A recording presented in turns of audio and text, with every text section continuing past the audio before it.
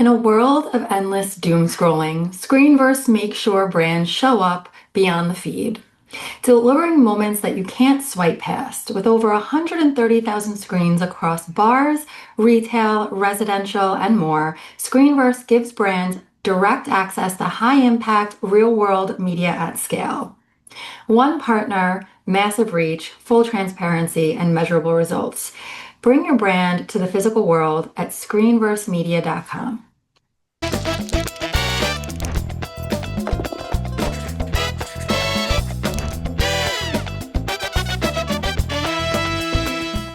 Hi, everyone, and welcome to Cannesversations Confessionals. I'm your host, Stephanie Beach, and I'm here with Lauren Bernard from Amazon. Welcome. Thank I'm so you excited so much for having me. I'm so excited you're here. I'm so excited to finally sit down with you. I know, me too. We've been trying to get this for a while. We've been trying for a while. So I have a couple questions, industry-based and a little bit of women-focused, and then we'll jump into some rapid fire. Love it. Awesome. So being at CES, it's a huge conference based off of technology and, electronics and things like that. What is one trend that you think might actually change our industry instead of just being overhyped? I mean, is it so lame to say AI? Because that's the old...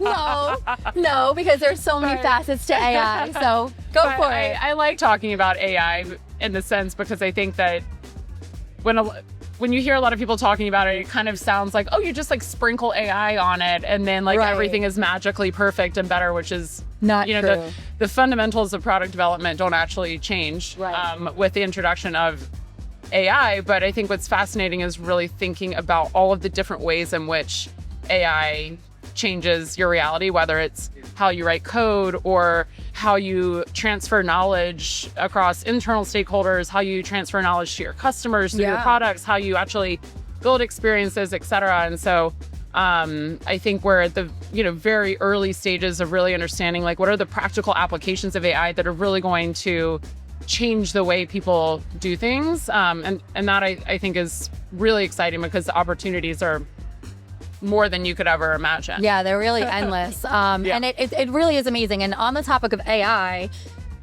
having to come to these conferences and travel and book things and fit things into your schedule, how do you feel AI is changing the way that we book and plan travel? Oh gosh, well, I mean, now when I'm planning a trip, my default is literally just ask ChatGPT, hey, here's where I'm going. Here's kind of the vibe I want. What should I do? And they'll literally create a whole itinerary for you. ChatGPT currently is not able to book the reservations though. So that's okay. So you still need that. So I need help like closing the loop. Yeah. Well, if you're listening, ChatGPT, get on that, please. Yeah, please integrate with Kayak, Expedia, etc. That would be cool. Yeah, that would be cool. Open Table, Resi. Yeah, I love that. So, you might be onto something. Being at this women's brunch and, really kind of supporting each other and lifting each other up, I think it's really important for women in leadership to really turn around and, reach out a hand to the younger generation and kind of show them the ropes and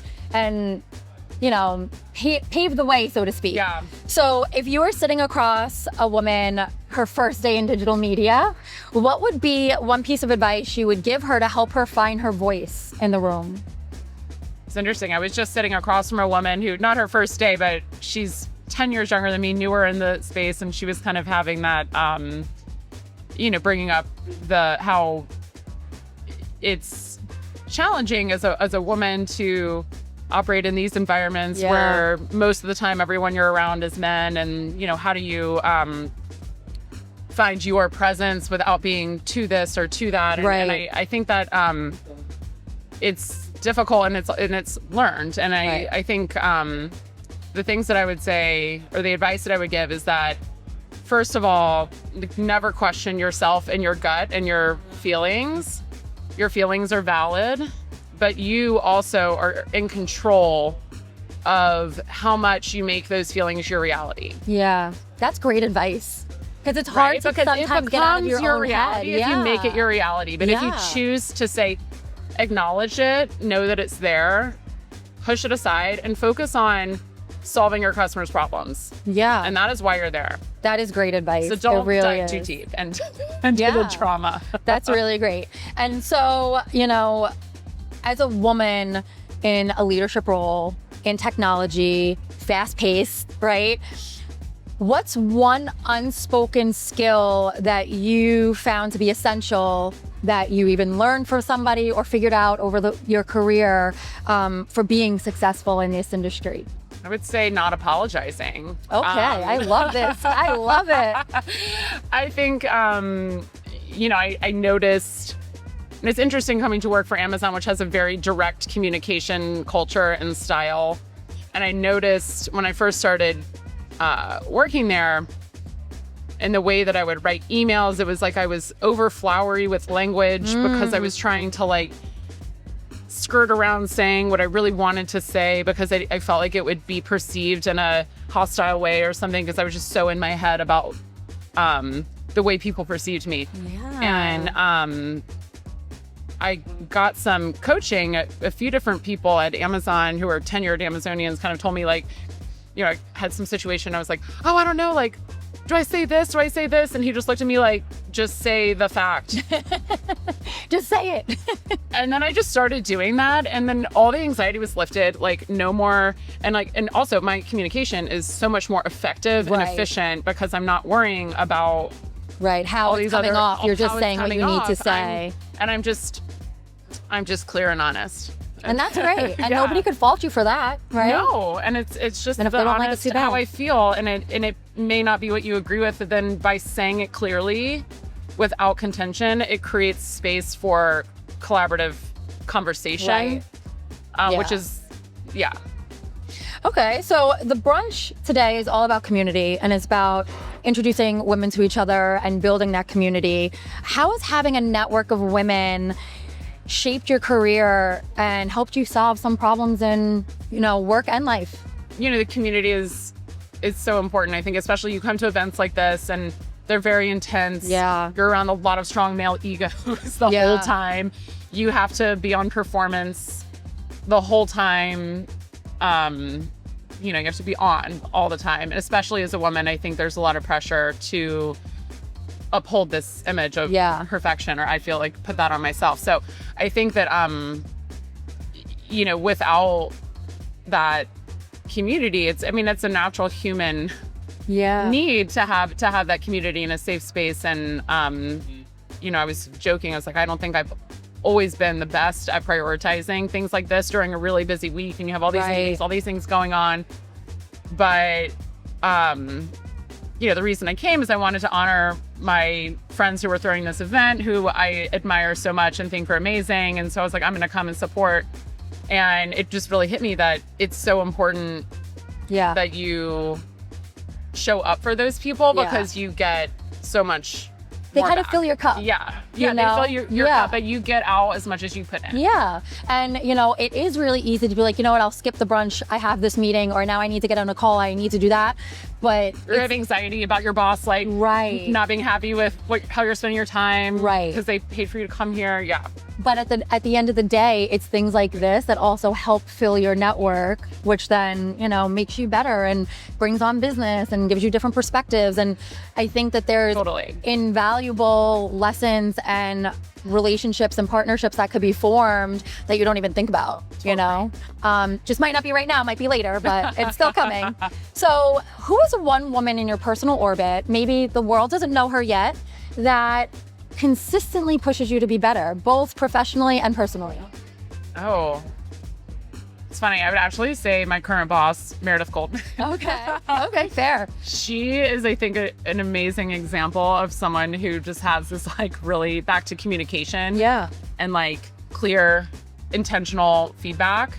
And I think what I've loved about her style, it's helped me a lot, is that she will give me negative feedback and positive feedback, without, it's nothing sugar-coated, nothing. It's this is the feedback that you need. And it's always delivered in a way that's just kind of factual. Yeah. That doesn't feel like, oh, I'm in trouble, I've done something wrong, but it's something that I can take back and be like, okay, great. But you also get the positive side as well. And so she's really helped me find confidence in the things that I naturally excel at, and then identify areas of growth opportunities, and helped me understand what I needed to do to kind of develop different skills that, I may And have it's been also lacking, really so. great because that's a good role model as a leader as well, right? Like her style, I would think would be something that if you're responding well to it, you would look to almost adopt it as your, part of your own, and kind of take a page out of her book. Like, this is working, this is effective. Like,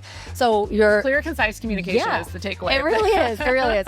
Okay, so last question, and then we're gonna jump into some rapid fire. What is one piece of advice from a female mentor that you find yourself paying forward often? I mean, I would probably say what I was mentioning earlier about like not letting the drama or negative experiences become your reality. And I think like you're inevitably going to find yourself in a situation where maybe it's a female leader who is putting you down in some way, or it's a toxic male, or it's in some way a situation that is bringing you down and causes some emotional distress. And I think like the advice that really changed everything for me was realizing that I had a choice. Right. And not letting those things become my reality. So I think... and that's so important too, because I think especially when you're younger, you're so self-conscious of how you are. And then when somebody's giving you feedback, that's what you think you are. Instead of being like, okay, this is a lesson for me. Yes. And like lessons should be viewed as gifts. Like if you get negative feedback, that means that person cares enough about you and your success to try to help you improve. Grow. And that's a gift and a positive thing. So,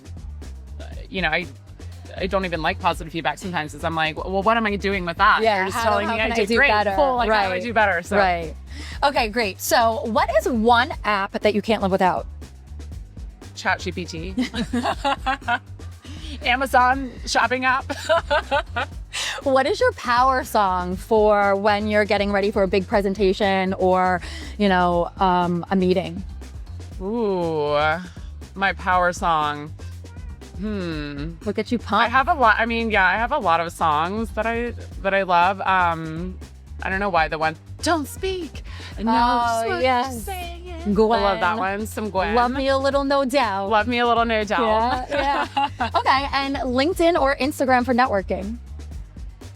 Ooh, I guess it's different types of networking. Yeah. A professional networking, I'm definitely more LinkedIn. I like to keep my Instagram as more personal. I do too. Yeah. And I find that some of the younger generation, they're mixing it. Or like someone was like, oh, like let's connect. And I was like, all right, great. And I whipped out LinkedIn and they opened up Instagram. And I was like, oh, Instagram. And they're like, yeah, you don't have Insta? People who, like, and I'm like, ask for, instead of asking for your phone number, they ask for your Instagram handle now. And I'm like, is this, but that feels like more personal. I know. Than giving my phone number. So my phone number, I'm still...